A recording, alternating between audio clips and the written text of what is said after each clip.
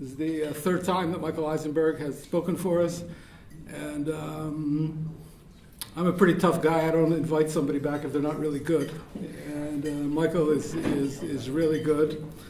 He's not just a great businessman, but he's a great person. He's a man of ideas. He cares about this country. When did you come here? 1993. 1993. And how many kids do you have? 8. 8 kids.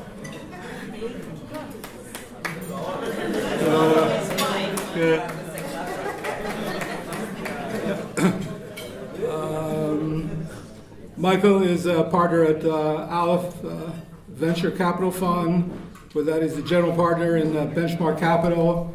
And I can go on, but he's been doing venture capital for a long time. He understands investments. He understands making money. He understands principles. And I think he has very important ideas about what it takes to make this great country an even greater country. And on that note, Michael Eisenberg. It's an honor to be here again. Thank you to Dov for putting this on and really making tremendous efforts to change the economics of this country. When I came here in 1993, and when I had studied here before that, the tentacles of socialism were still pretty deep in the country. That's changed over the last 25 years, but you still find all sorts of funny areas where kind of the socialist ethos and the Mapainik ethos still kind of wants to control every part of everybody's life. And those programs have done a wonderful job in trying to turn this around here, as well as some policy changes. And it's always an honor to be back with Jose Pinera, one of the world's not just great economists. I just finished reading Nassim Taleb's book called Skin in the Game, where he berates most economists in the world. But part of what he says is that very few economists have skin in the game or have actually done real jobs to implement that which they think. And Jose is not only a man of great ideas, but has actually gone ahead and implemented it. And he showed me what he called the rocket graph on the way in here. But anyone who knows anything about economics has read about Chile's remarkable turnaround under Jose. And he's just an inspiration to be here with you. So thank you for that. I always start, when Jose was here last time, I started talking about Moshe Rabbeinu, about Moses.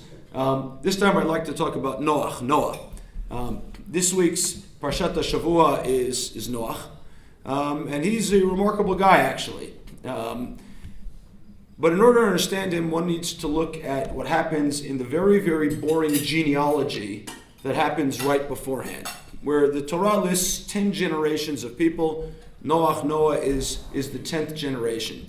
And if you pay very close attention to the litany of numbers there, you'll notice something fascinating. For about 5 generations, people have children. It tells us who their next child is, their progeny is, roughly in their 60s, 70s, and 80s. 2 generations before Noah, it begins to jump. You get into the hundreds, and his father has a child in his 180s.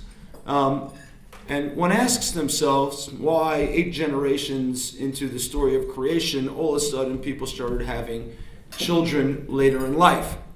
You might want to hazard a guess. What is going on in the world that started in the Garden of Eden and then moved out in chase of rivers, and people are starting to till the land and become farmers in this land, and it says that the people have started to multiply.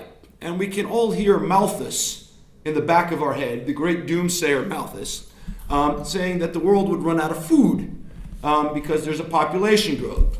We also know that population growth is highly correlated or explanatory for economic growth. That never bothered Malthus, the great doomsayer of the last couple of 100 years. We will run out of food. The Midrash tells us something absolutely amazing about Noah.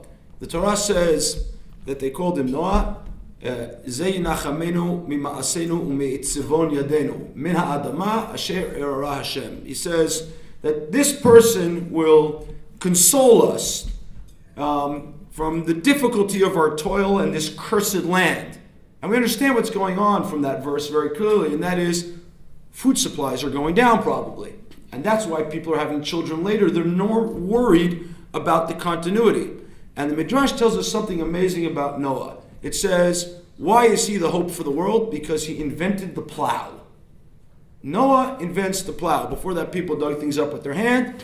They went mechanized all of a sudden. They attached the plow to the ox, and they get a lot more output from the ox factory in the farm. It can increase agricultural output. And therefore, Noah, when he finally invents the plow, changes the course of humanity and makes it available. The flood comes later. We can talk about that afterwards. But immediately, the Torah tells us,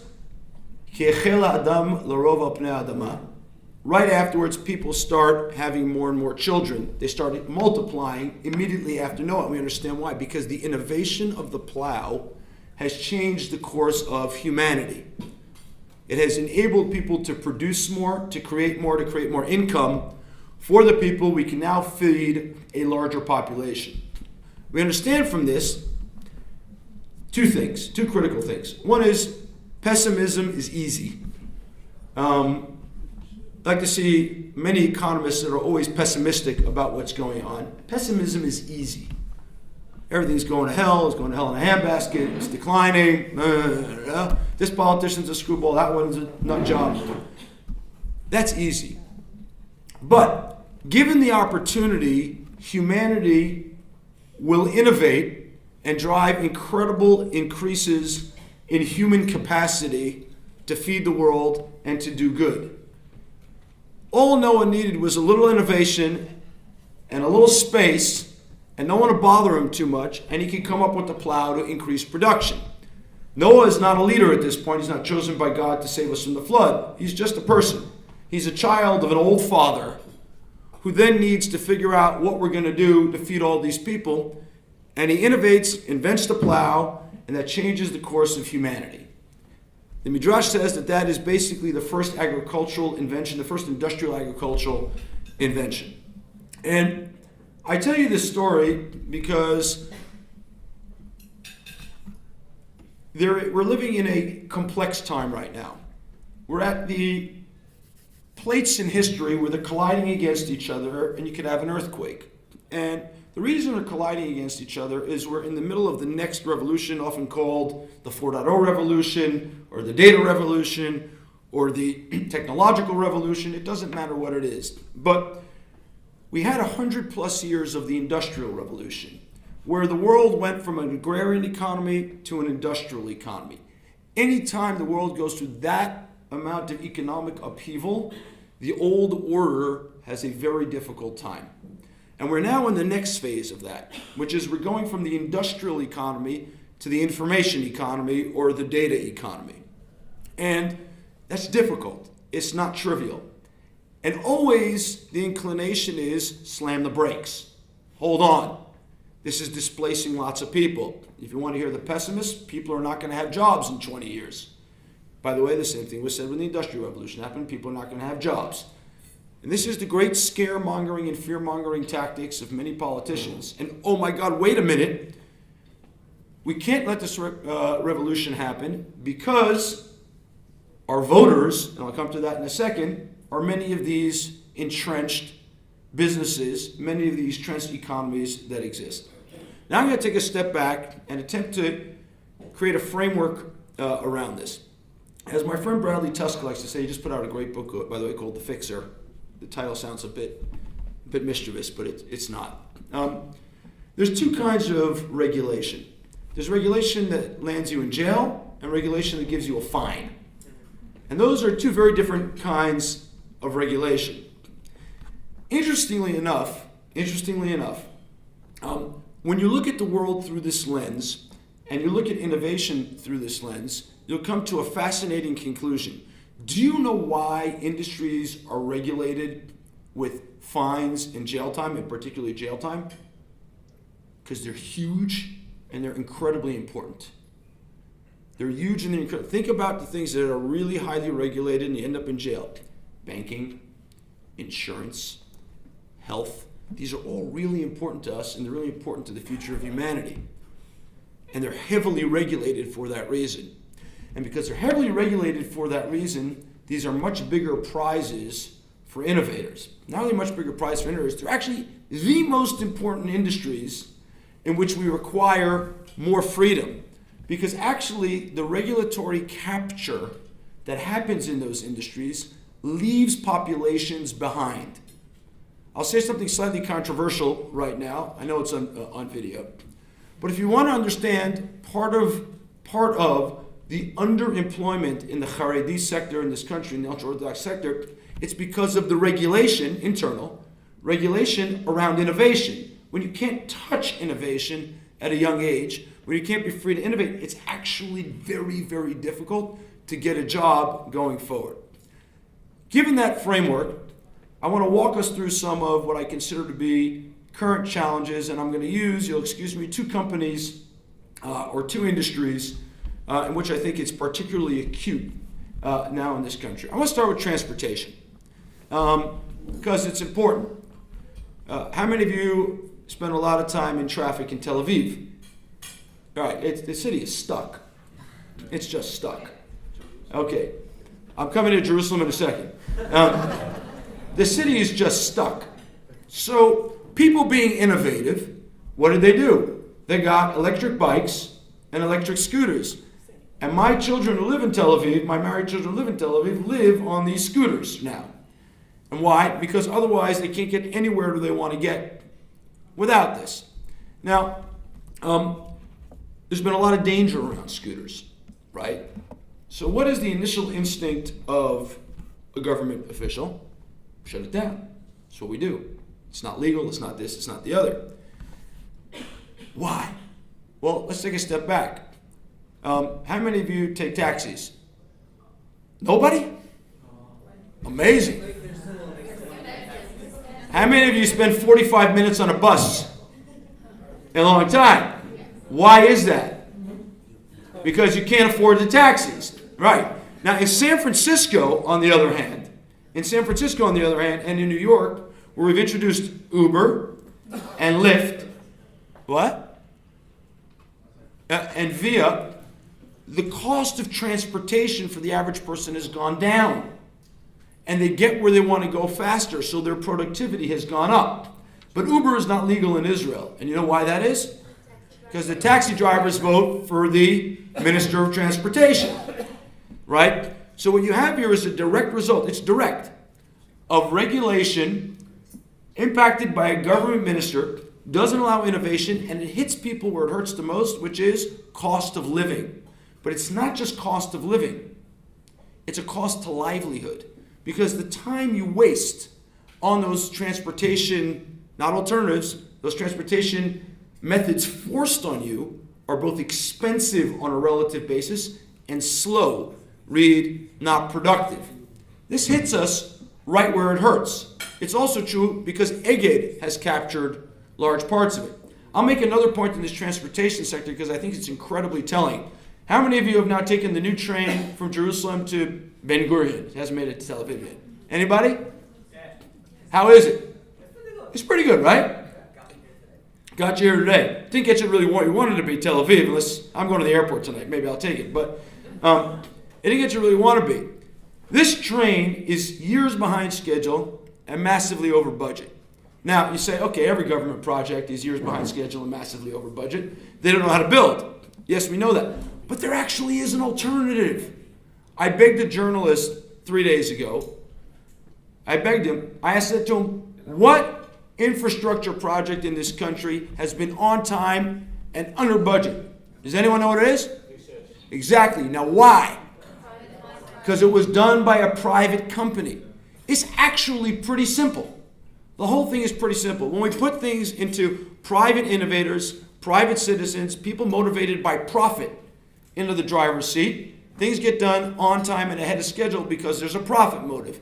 When you put it in the government hands, it gets regulatory capture. It gets held up with unions. It gets held up with things that ultimately hit you in the pocket and your productivity. And this is fundamental. We need to decide as a society whether A, we want to be innovative, B, we actually have the audacity, the boldness to stare voters in the face and say, I care more about the cost of living of the general population. We can live better because of innovation. We can feed more people and have more income because of the same innovation that Noah had today. But we don't. and we sit still about it, which is really unfortunate. Because nobody gets out of bed and says, I need an Uber. But if I told you that you'd have another 500 shekel of disposable income, and you had another 5 hours in your week, maybe you'd start thinking about it differently. But we don't think about these things in terms of our time and our money. But it's really like that. The regulation smothers our ability to live. It smothers it. Example 1. Example 2.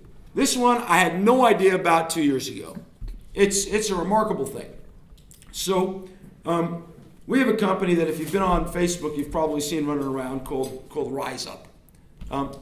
Wonderful, amazing founder named Yuval Samet. He had a very cushy job in a company in Sweden called Klarna. They bought his little Israeli startup. Klarna is like one of the biggest e-commerce enablers in all of Europe. Remarkable business. And he came back to Israel and says, I got to solve what they call here Yokar HaMechia, or cost of living. That's what I'm coming back to solve. I'll bring in all my innovative abilities, the smartest people I know, and we're going to go solve this problem. Well, what do you want to do if you want to solve Yokar HaMechia, especially for what he calls the lower 30 percentile of earners in the Israeli economy? He said, I'm going to build them an on-demand budget.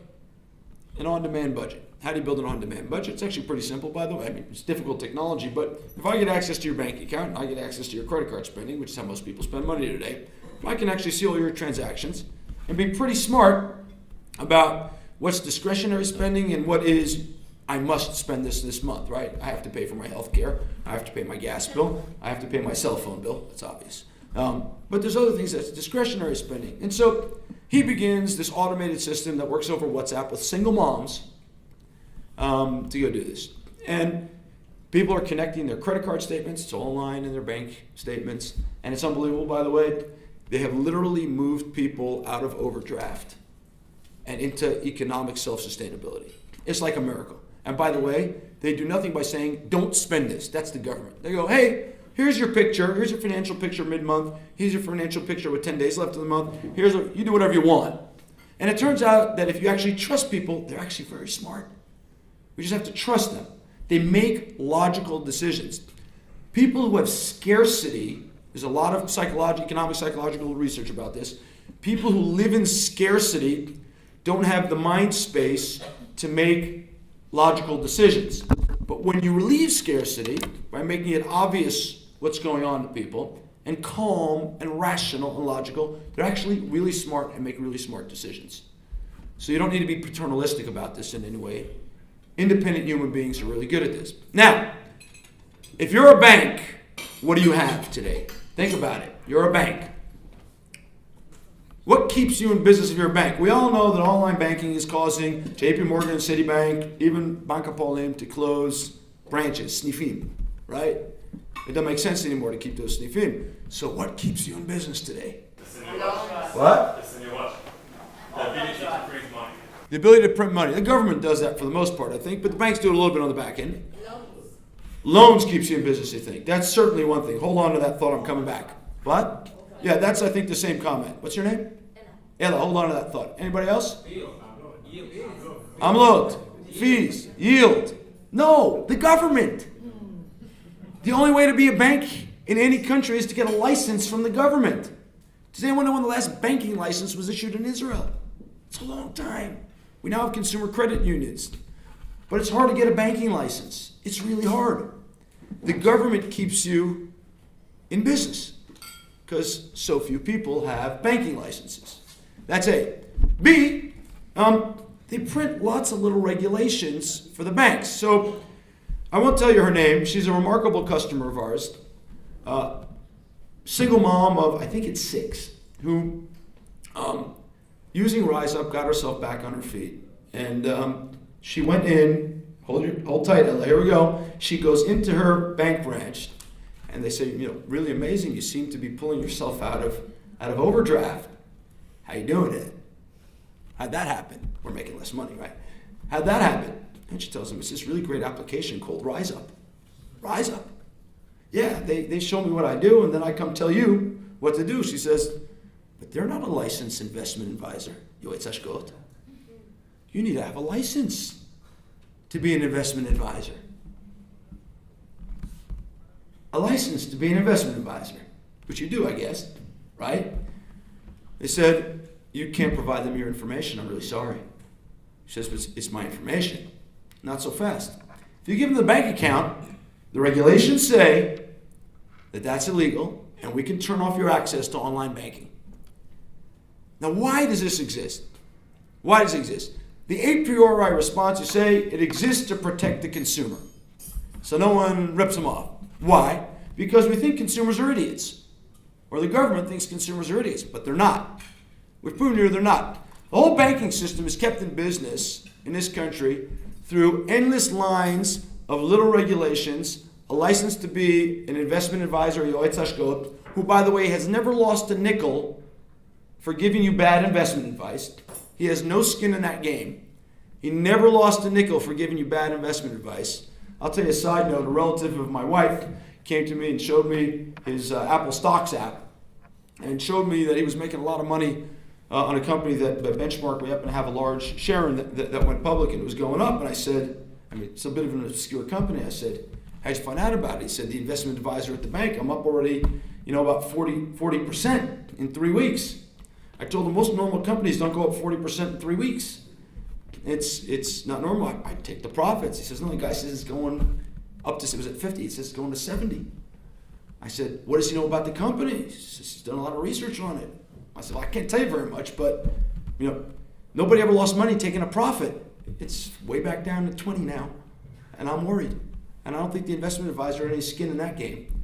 But he's got a license, so he can tell you what to do. Now, I'll fast forward this a little more because I think it's really remarkable what we're going through. Jose was asking me before I mentioned that I'm invested in this company called WeWork. How many of you heard of WeWork?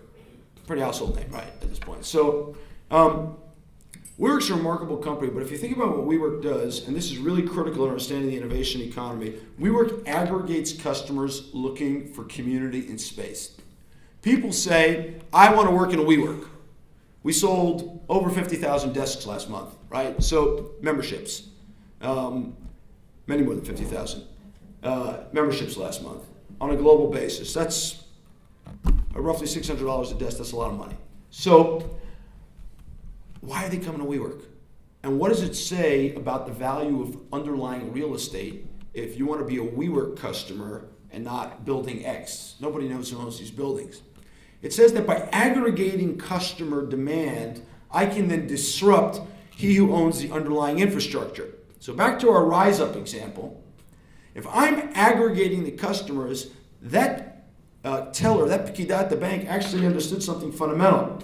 She said, if Rise Up is giving more value to my customers than I am by getting them out of overdraft, reducing the fees they got to pay the bank, those are mobile customers. They have freedom of choice. What they need the bank for is to transfer and move money between accounts. The bank simply becomes a transactional interface. It has no value beyond this license to be able to transfer money and a priori provide a loan, but there are other sources of loan capital. And what technology and innovation is letting us do is it's giving us freedom to choose where it is we want to do our business and to which brands we want to identify. You actually decide whether to give Facebook your information, right? That's your choice. I can decide if RiseUp's providing me a good service to go there, or if SchmeißUp is giving me good service, I'll go there. Do you know what the number one predictor, by the way, in America of people's insurance company is today? Why are they with Allstate or State Farm? By the way, it's probably true here too, but I just don't have the data. You know what the number one predictor is? If I ask you, you live in New York, I say, why are you at your insurance company? You know what the answer is? Allstate, State Farm. It's because my father was, or mother. It's the single biggest predictor. There's been huge customer lock-in in these businesses and regulatory lock-in, and they're opaque businesses. And they're purposefully opaque businesses. They don't have the customer's best interests in mind. They're misaligned with those customers. But we don't have freedom in many ways to escape them because of regulations, because of the government, because of the fine print. That's what the innovation economy now is coming to do. But back to Bradley Tusk. there's two kinds of regulation. There's regulation for which you go to jail, and there's regulation for which you get a fine. So in America, Uber got a fine.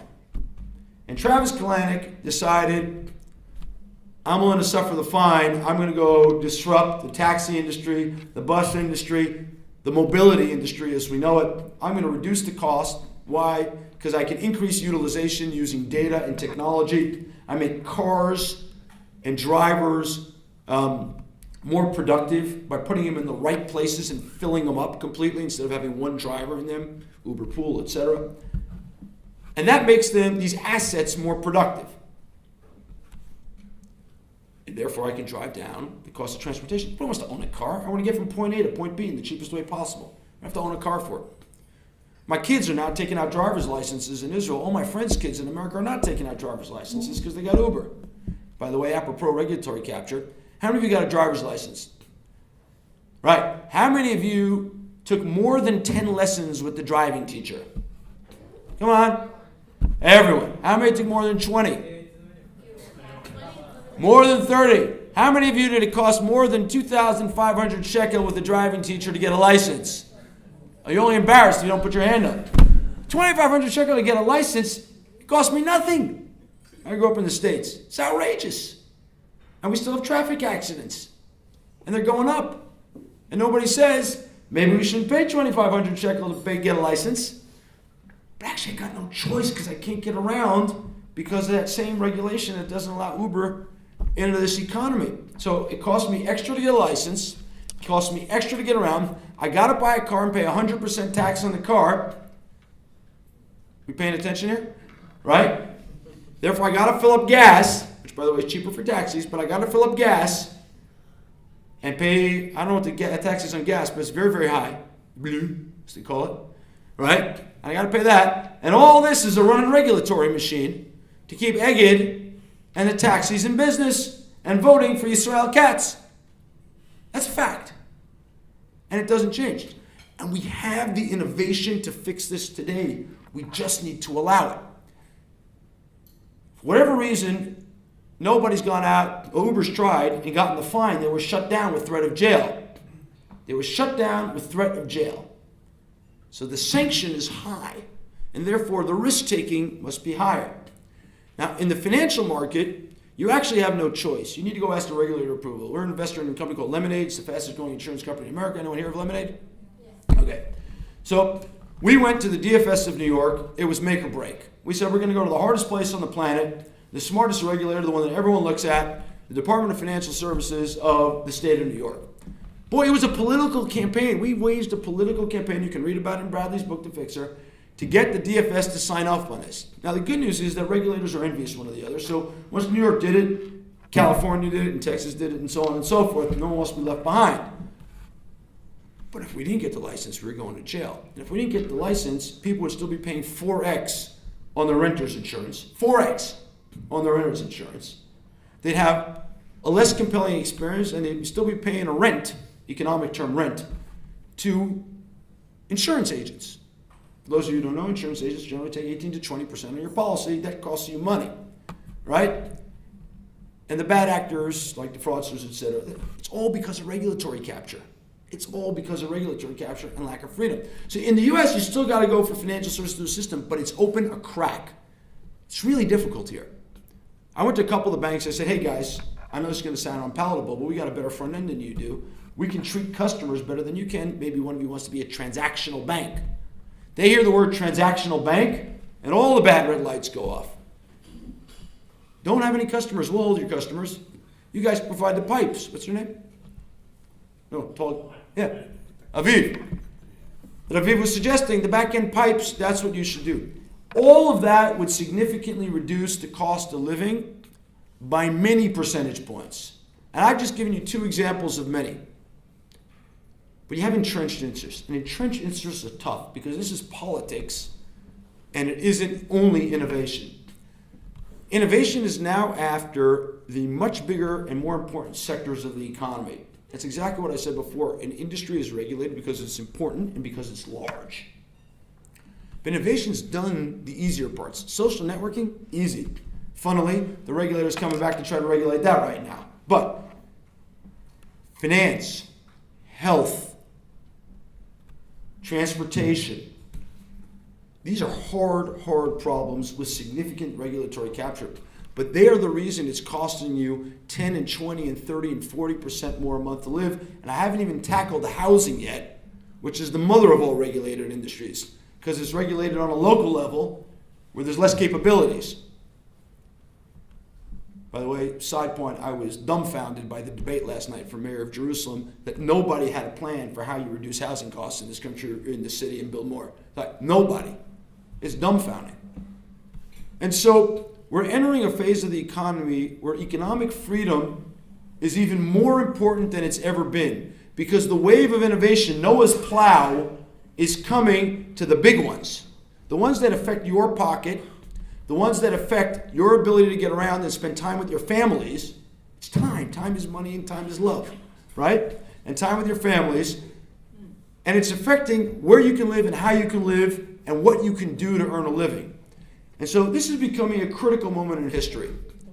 Now, I want to address for 1 second the issue of unemployment, because I think it's critical. Because the demagogues, like the Malthuses of the world, say people are going to be unemployed. Right? Or there's not enough to go around, or endless things like that. Now, oftentimes, this is true for a period, and we need to take this seriously, which is there are a lot of people who are still being educated in the industrial economy. Jose was saying before he doesn't worry about teachers' unions anymore because education is moving online and they're going to become irrelevant sooner rather than later. Well, maybe, but there's a lot of people, I agree, by the way, I agree, but there's a lot of people who are still being educated in the linear, unionized way, which is not giving them a good enough education to compete in the 21st century.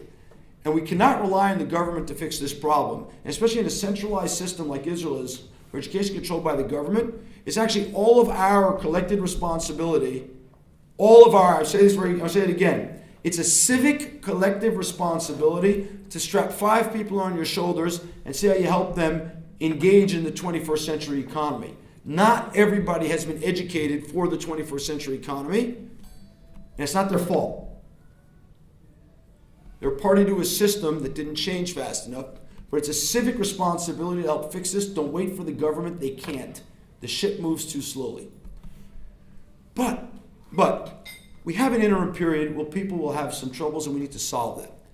Every technological revolution that was allowed to play its course has created more jobs, more wealth, more income than the previous one. You want to know? I know? You don't have to be an economist. It's actually really simple. There's a lot more people in the world today than there was 100 years ago.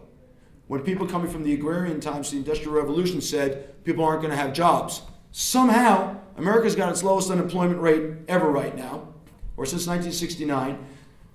Billions of people around the world are employed that had no employment or worked on farms until not long ago. So it turns out that the doomsayers, the Malthuses, the people who say that technology is going to innovate people away from jobs are just incorrect. You need to take a longer term view of this and understand the importance of the freedom to innovate. The freedom to work like you want to work. That freedom, like I just said, though, comes with responsibility. It's not the government's responsibility, not the Mapainik responsibility. It's your responsibility. It's the responsibility to see how we bring more people to be parties in this economy. Neil Ferguson, the economic historian, is fond of saying people can't eat iPads. I think it's true. If you want to be able to sell an iPad, people need to have what to eat.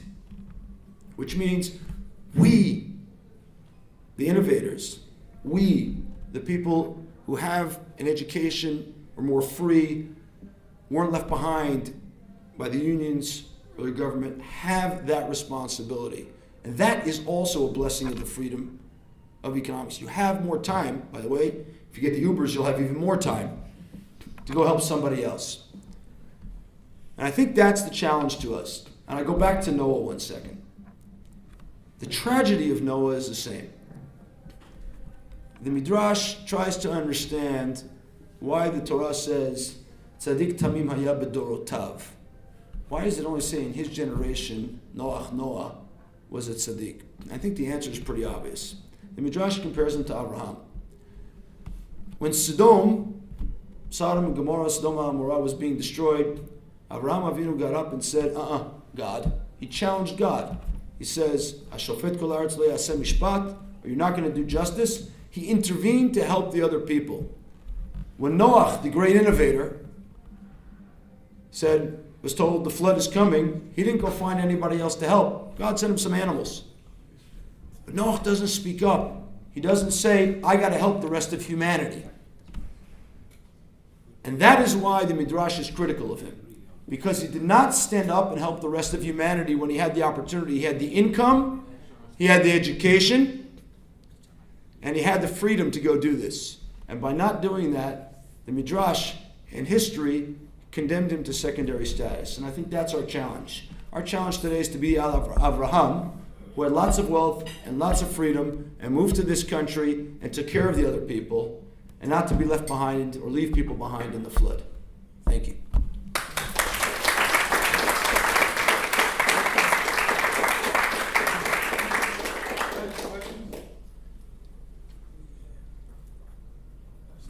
Silence. How do you think you can really help people? It's good words, it's important. I think it's an important point. How do you do it in real words? People who get into poverty, people who get into hard situations, some. Yeah, you walk in. You actually can do this, by the way. I don't want to say because the camera's running. I have some efforts in the show, but lots of people do this. You can turn up in an area, in a school. You can mentor kids in high school. They're not getting it for the most part from the teachers. Okay? You can mentor kids in high school. You can turn up at Acharai. You know what Acharai is? Turn up at Acharai. There's plenty of kids there to go do them. You can turn up. There is meetups. You can look online, Liviot and things like that. Single moms looking to figure out how to make extra income. There's so much opportunity to go do this. You turn up. Half of life is turning up. Literally. 3/4 of life is turning up and being heard. Turn up, meet people who are not like you. Meet people in the shchunot, and say, I'm here to help. And by the way, I'm here to help. I'll do your homework with you. I'll study math with you. I'll teach physics with you. Hey, I'd like to be a mentor on a robotics program. Go grab first robotics kit. Grab 50 kids in the Katamonim and go do something for. I know where you live, but it's totally doable. You just got to turn up. You say, I'm going to take my time, hopefully it gets freed up more by Uber, and go do this. It's not complicated. You know, I have a nephew-in-law who tutors kids online. He's in Haifa, he's tutoring kids in Jerusalem. It's not complicated. You mentioned and said, with people in scarcity, they see things, you don't see what you see. Like, Yeah. they see it differently. Yeah.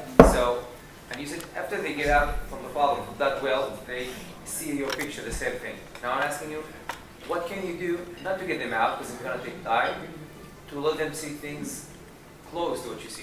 No, that's actually what I'm saying, which is, by the way, they don't say the same things as I do. None of us see things the same way. They see things through their lenses and their needs and what's right for them. That is part of the freedom to decide. I don't want to decide for Veret Cohen what she should decide to buy with her money. That's her decision. I do want to give her the fairness that she should have an honest look at what her statement looks like. I want her to have an honest look that the bank is overcharging her an overdraft, and she has alternative sources of credit other than the bank that charge much lower interest rates. I was at a bank this morning with somebody. I looked at help somebody out with a loan. I looked at, hello, what did I do? I looked at the loan and I said, why are you charging 5 3/4 interest rate today? This is nuts. He says, well, we're trying to get him to pay it back. Really? It's usurious. It's not okay. But most people don't know. They don't know. But if you show them a picture and let them decide and say, put your rational hat on, don't make the decision on the last day of the month where it's stressful, make it on the 15th. People are smart. They make good decisions. We have to believe in them to do that. The big question about all this is, do you believe that people are fundamentally good and smart, or do you believe that you need to dictate their lives to them? If you believe the latter, we have little to talk about. If you have a belief in humanity, we got a lot to talk about. I have a question. And first of all, about regulation of banks. I think in the 80s, one bank in Israel. Tzfon America. No, in Yeah, Bank Tzfon America in Israel. Yeah. collapsed.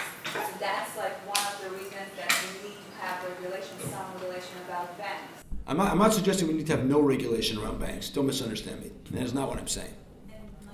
Banks need to have enough capital that they're not playing funny games like happened in 2008, right? And happened with Banks for America.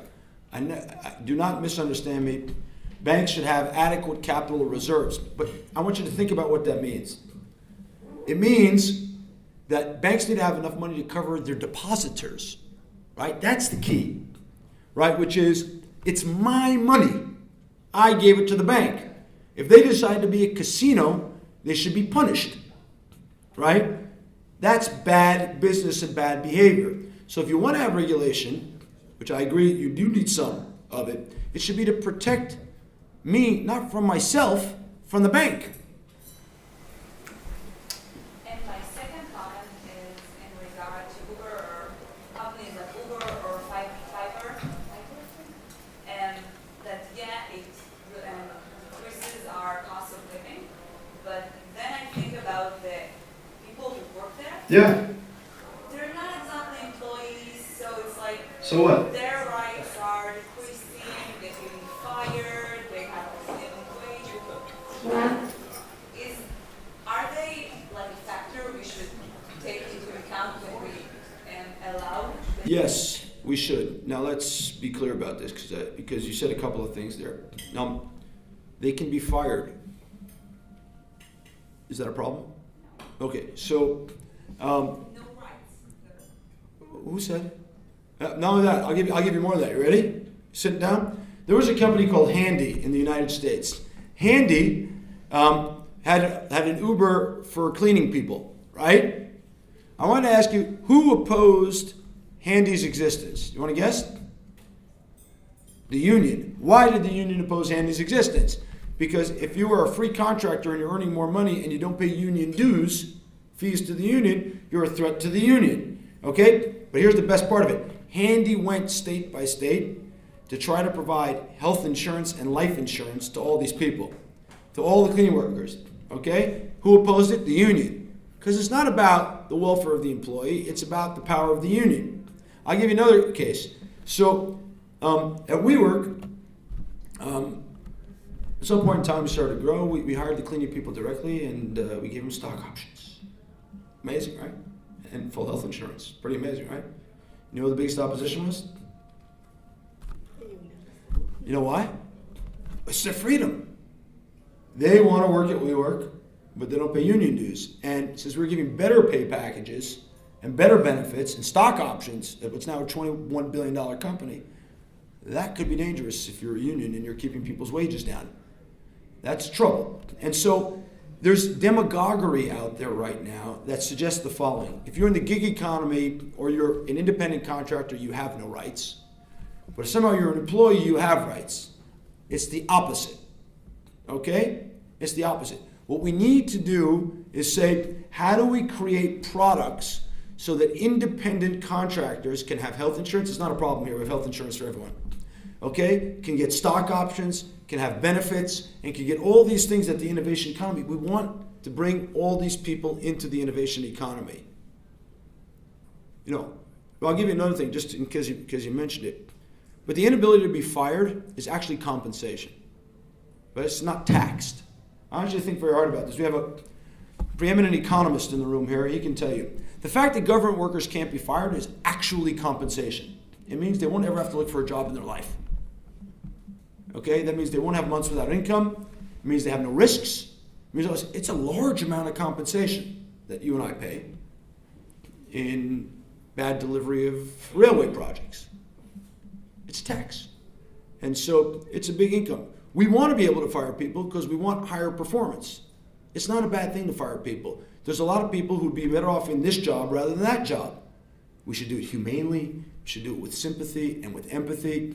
I have a friend named David Siegel who just wrote an article for the Harvard Business Review. I encourage you all to read it. It's an amazing article. It's called How to Be an Empathetic Leader. And he has an amazing description there of how he changed firing process. He's discovered, and I tend to agree with him, that 90+% of people are not bad people or bad workers or bad performers. They're in the wrong job. And so he goes to them and says, hey, here's your performance review. I think this job is not for you. I'm going to give you 3, 4, 6 months, continue working here and go look for a job, because everyone knows it's easier to find a job when you have one than when you don't have one. And he does it completely transparently, and they tell a couple of people so people can help them get their resume out and be recommendation. And the story then is, this job wasn't right for me, but another one is. And I think that's true about most people in the world. Jim Collins, the business school writer, has written many times, best job, most important job of the CEO is to put the right butts in the right seats. It's not just the right butts, it's not just the right seats. You need to mix and match the people, the right thing. That's a large part of this, and we should be able to do that. I have a question about regulation and Uber. Yeah. When I was in abroad, I used Uber. It was really good and it was cheap and I liked it. Yeah, my brother just sent a picture from San Francisco where he got M&Ms in the back of his Uber. Yeah, never got that in a yellow. Never got that in a taxi here. Me. And when I think like if I am the Israeli government, so if I let Uber to get into my country, so it might be risky because the Uber drivers, we cannot check their taxi, because if you have an Israeli taxi, you check it, you have tests, you have a test for the drivers. But the drivers of Uber, I can be a driver tomorrow, but who said it? I'm a good driver, that I had a test more than my first test to be a driver. But you know, you can look. I say, you think most people are bad drivers? You think taxi drivers are good drivers in Israel? When I used, yeah, I know that the Israeli taxi Not Israeli. the best, but when I was using Uber, so I had some You were in an accident in Uber? no, but I saw very risky cars, like cars that not the best, like don't look like a regular taxi, because if you see in Israel you have like a minimum car taxi, like Really? yeah, you have like standard. 15-year-old You Peugeot? have kind of standard. But when I was in Russia and I was in Moscow and St. Petersburg and I used the Uber, so I saw really different kinds of taxi Uber. So once it was a good one, but once it was like the worst car that I could imagine. Yeah, but here's the amazing thing. You ready for this? Here, hold on one second. Here's an amazing thing. There's a rating system on these apps. Everybody was like 4.8 or 5. No, because all the ones that were 3.5 are out. Yeah, of course. Right? So they take them out of the system. And if you get really low marks, they take you out of the system and they call you. I gave a very low grade to a driver once in New York. They called me and said, what happened? I told them. Okay? I thought he was, well, whatever. So the rating system, we're the regulator. If you don't take the time to rate the driver, then you didn't do your job, your civic job, to rate the taxi driver to make sure that your friend didn't get a bad car. But by the way, you know what the number one predictor of car accidents is? It's very simple, actually, number of hours on the road. And so if you drive more, you get more accident, meaning you get an accident more frequently, you drive less. It's a big predictor. So Uber drivers drive more, they'll end up doing it. Taxi drivers drive more, they'll end up being in car accidents. That's why you see taxi drivers with dash cams for the exact same reason. That and the fact that the police harass them some places, not in Israel, of course, but elsewhere.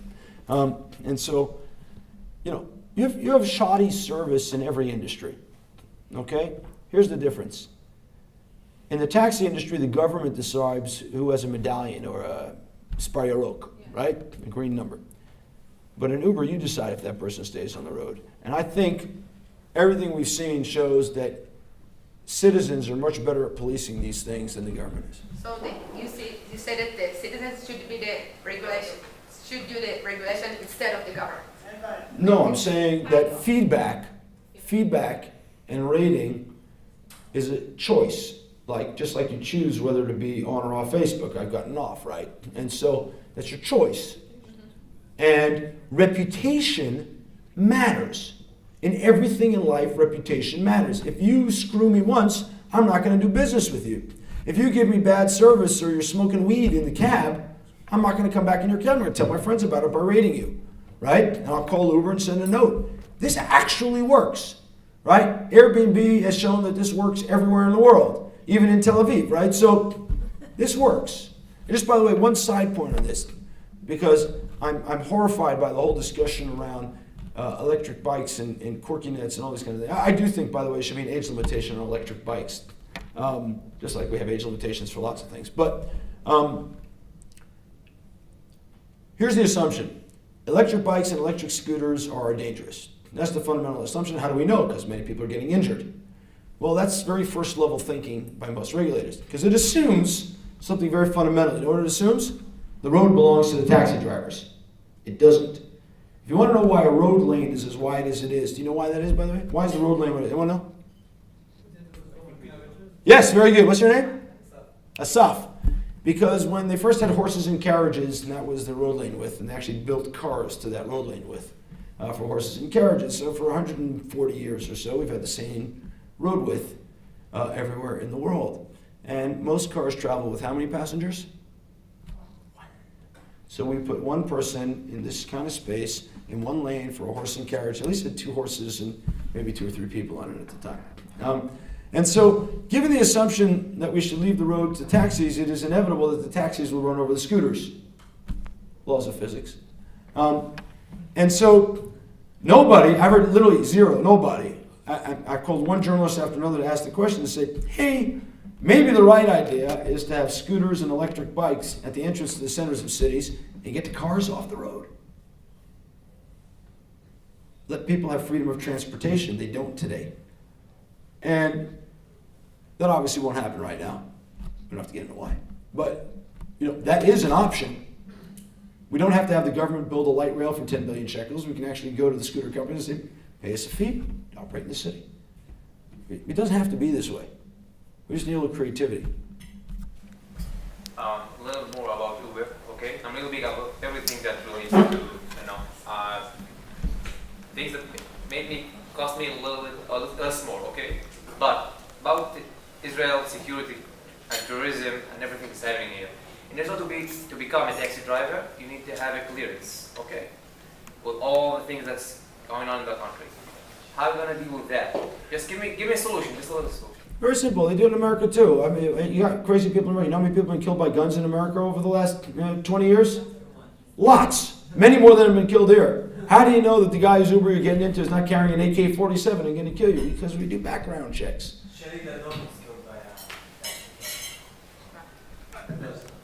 Okay.